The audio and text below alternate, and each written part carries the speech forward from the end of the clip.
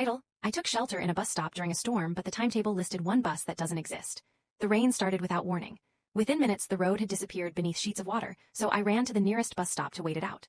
It was old, cracked, and completely empty, except for a faded timetable nailed to the wall. Every route had normal arrival times except one. Route 13 ***. Instead of destinations, it simply read ***, 12:47 a.m. do not board. I laughed, assuming it was some teenager's prank. My phone had no signal, and the rain kept getting worse.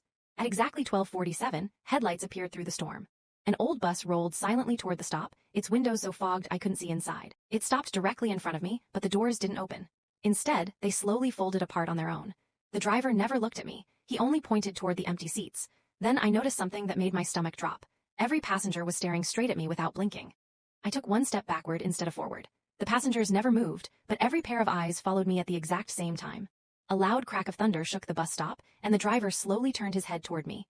His face was completely ordinary except for his eyes. They were solid black. Without speaking, he tapped the steering wheel 3 times. One of the passengers suddenly stood up. It was a little girl wearing a yellow raincoat. She walked down the aisle with stiff, unnatural movements and stopped in the open doorway. She smiled and quietly said, "You're late. We've been saving your seat." Before I could answer, an icy hand grabbed my wrist from inside the bus.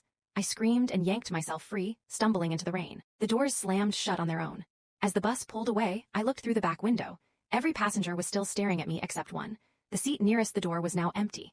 I didn't stop running until I reached the gas station a mile down the road. The clerk looked at me like I'd seen a ghost as I tried to explain what had happened. Without saying a word, he reached beneath the counter and placed an old newspaper in front of me. The headline read, "Route 13 bus swept away during storm 1989. No survivors found." My hands began to shake. The photograph showed the exact bus I'd seen minutes earlier. I looked closer at the grainy picture of the passengers standing beside it. My heart nearly stopped. There, in the second row, was the little girl in the yellow raincoat.